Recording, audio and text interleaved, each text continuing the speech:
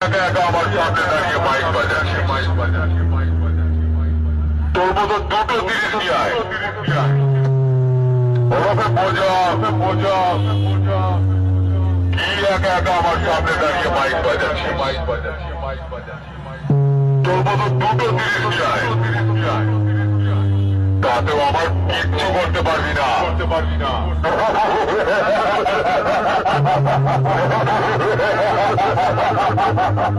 শুনে রাখ, sound centre কুত্তার মতো দূর থেকে কেউ করে না, সোজা টাইগারের মতো থালা বসায়। তোর মালিককে গিয়ে বলবি তার সাথে পাঙ্গা নেবার জন্য খানপুর থেকে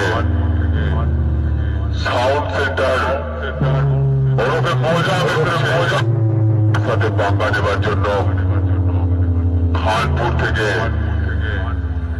সাউন্ড সেন্টার ওরফে মজা এসেছে।